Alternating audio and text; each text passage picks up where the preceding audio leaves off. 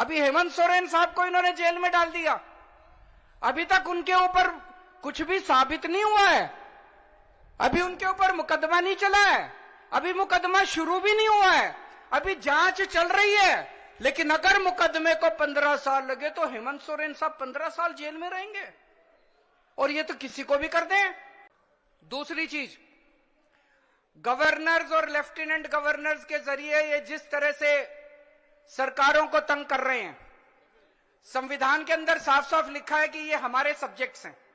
उन सब्जेक्ट्स के अंदर भी रोज गवर्नर हर राज्य के अंदर टांग अड़ा रहे हैं। सबसे इंटरेस्टिंग तो अभी पंजाब के अंदर हुआ।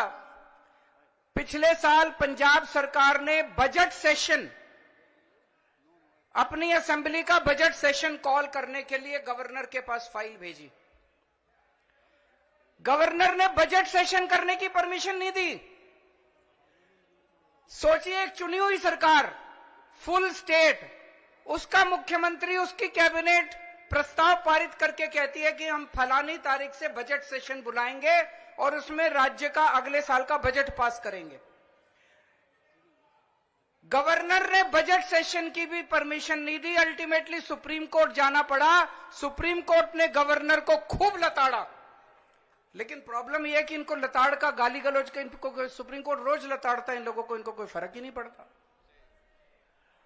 तो इस तरह से दिल्ली के अंदर तो आप सब लोग देख ही रहे हैं कि हर काम के अंदर किस तरह से लेफ्टिनेंट गवर्नर हर काम के अंदर, छोटे से छोटे काम के अंदर टांग अड़ा रहे हैं। और तीसरा तरीका है ईडी। यह अब इनका एक नया हथियार आ गया, ईडी। अभी तक इस देश के अंदर यह कानून होता था कि अगर आपने कोई क्राइम किया तो उसकी जांच होती थी, फिर उसमें मुकदमा चलता था।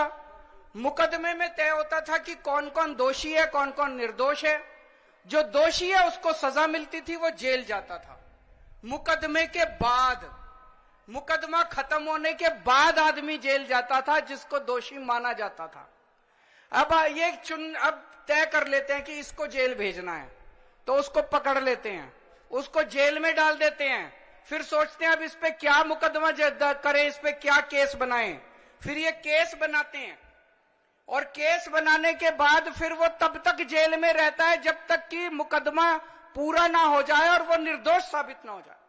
हमारे देश के अंदर 15-15 साल लग जाते हैं मुकदमे पूरे होने में।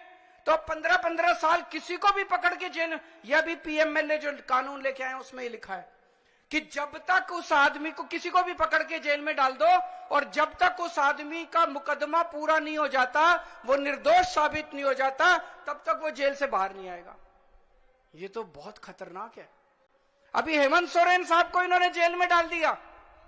अभी तक उनके ऊपर कुछ भी साबित नहीं हुआ है, अभी उनके ऊपर मुकदमा नहीं चला है, अभी मुकदमा शुरू भी नहीं हुआ है, अभी जांच चल रही है। लेकिन अगर मुकदमे को 15 साल लगे तो हेमंत सोरेन साहब 15 साल जेल में रहेंगे, और ये तो किसी को भी कर दें।